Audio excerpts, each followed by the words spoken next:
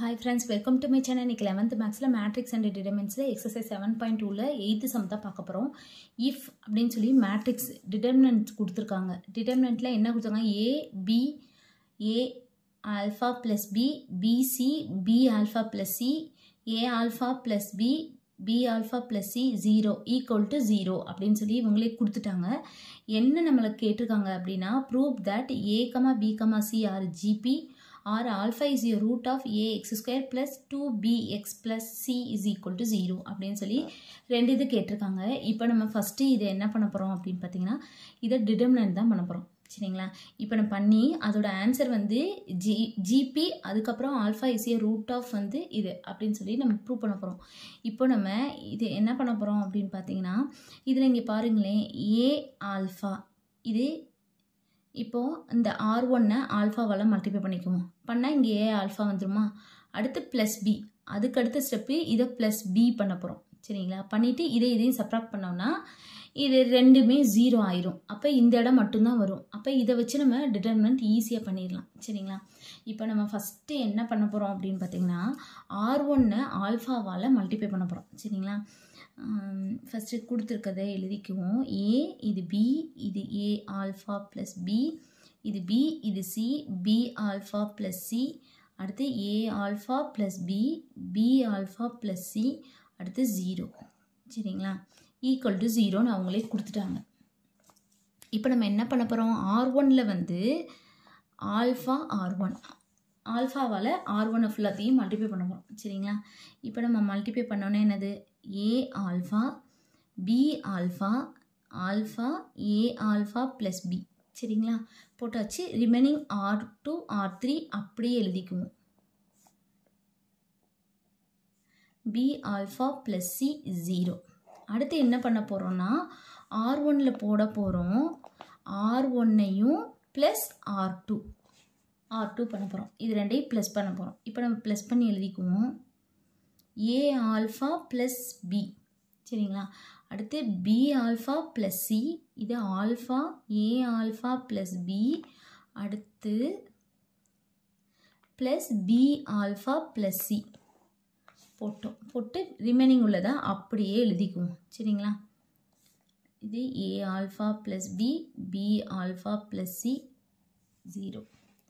அடுத்து R3ல என்ன பண்ண போகிறோன்னா R3 மைனஸ் R1. சரிங்களா? இந்த R3 வந்து என்ன இருக்குது? ஏ ஆல்ஃபா ப்ளஸ் பி இருக்குது, மைனஸ் R1 இருக்குது, ஏ ஆல்ஃபா ப்ளஸ் பி. இப்போ மைனஸ் உள்ள போயிடுச்சுன்னா minus a alpha minus B. இப்போ இதுவும் கேன்சல் ஆகிடும், இதுவும் கேன்சல். அப்போ என்ன இருக்கும்? 0. இப்போ நம்ம போடுவோம். ஏ ஆல்ஃபா ப்ளஸ் பி, இது பி ஆல்ஃபா ப்ளஸ் சி. ஏன்னா நம்ம R1 தான் சேஞ்ச் பண்ண போகிறோம். அப்போ R3 தான் சேஞ்ச் பண்ண போகிறோம். அப்போ R1 R2 அப்படியே எழுதிக்குவோம். அப்போ a alpha plus b alpha plus c, b c b alpha plus c. இப்போ இதுதான் நம்ம போடுறோம். அப்போ இது 0 ஆகும், இதுவும் 0 ஆயிரும்.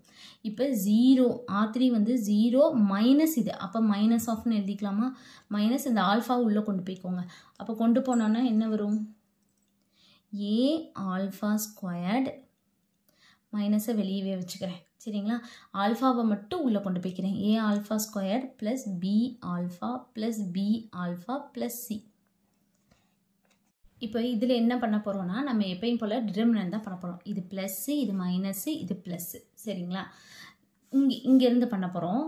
இப்போ இதை தான் எடுத்துக்க போகிறோம். ஏன்னா இது 0ன்னும் போது இது ரெண்டுமே 0 ஆயிரும். அப்போ இதை வந்து எடுத்துக்குவோம்.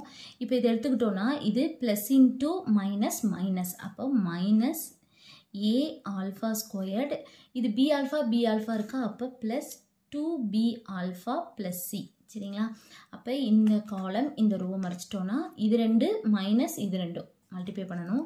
இப்போது எப்படி எழுதணும் அப்படின்னா c into a alpha plus b minus b into b alpha plus c. சரிங்களா? Equal to 0. இப்போ minus a alpha squared plus 2b alpha plus c இப்போ சியை உள்ளே கொண்டு போயிட்டோம்னா a c alpha plus b c minus பியை உள்ளே கொண்டு போயிட்டோம்னா minus B squared alpha minus b c equal to 0 plus b c minus b c cancel ஆயிரும். இதில் ரெண்டுலேருந்து ஆல்ஃபா மட்டும் வெளியே எடுத்துக்குவோம். இதை அப்படியே வச்சுக்குவோம். A alpha squared plus 2b alpha plus c. இப்போ இது ரெண்டுலேருந்து ஆல்ஃபா மட்டும் வெளியே எடுத்தோம்னா ஆல்ஃபா வெளியே எடுத்துட்டோன்னா என்ன இருக்கும்? AC minus B squared is equal to 0. சரிங்களா? இது தனியாக ஈக்குவல் டு 0, இது தனியாக ஈக்குவல் டு 0 போடுவோம்.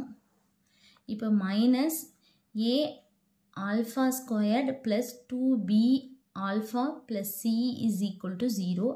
மைனஸ் வந்து இந்த பக்கம் போகும்போது 0 ஆயிரும். அப்போ இருக்கிறது என்னது? A alpha square plus 2b alpha plus c is equal to 0. அப்போ alpha is a root of ax squared plus 2bx plus c is equal to 0. இதுதான் இங்கே கேட்டிருக்காங்க. alpha is a root of xக்கு பதிலாக என்ன இருக்குது? ஆல்ஃபா. ஆல்ஃபான்னு தானே இருக்குது, அதுதான். அப்போ இது ப்ரூவாக வச்சு அப்போ இதை எழுதிக்குவோம். Alpha a c minus B squared is equal to 0. Alpha இந்த பக்கம் போகும்போது 0 ஆயிரும். அப்போ என்ன இருக்கும்? AC minus B squared is equal to 0. அப்போ a c is equal to b squared. இது எப்படி எழுதலாம்? A c is equal to b into பின்னு எழுதலாம். சரிங்களா? அடுத்து என்ன பண்ண போகிறோம் அப்படின்னு பார்த்தீங்கன்னா, இந்த பிக்கு கீழே இந்த ஏ கொண்டு போயிடுவோம், இந்த சிக்கு கீழே இந்த பி, அதாவது இதை வந்து இங்கிட்டு டிவைடில் போயிடும்ல. அப்போ இந்த b வந்து இங்கே டிவைடில் வந்துடும். அப்போ c by b is equal to b by a. சரிங்களா? இப்படி இது வந்துச்சுனாலே இது என்னது? A b c are GP. ஜிபியில் எப்போவுமே ரெண்டாவது இது டிவைடட், அதாவது R1 R2 R3 அப்படின்னா எப்படி எழுதுறோம்? R2 by R1 equal to R3 by R2 அப்படின்னு சொல்லிட்டு தான் வரும். R2 வந்து இதில் என்ன இருக்குது? B by R1 வந்து என்னது? A இந்த இருக்குது. அடுத்து R3 வந்து என்னது? C. அப்போ C by R2 வந்து என்ன இருக்குது? B. அப்போ C by B. இந்த ரெண்டு டேர்ம் இருக்கிறனால A, B, C, R, GP அப்படின்னு சொல்லி எழுதி முடிச்சிடலாம். அவ்வளோதான் இந்த சம். தேங்க்யூ.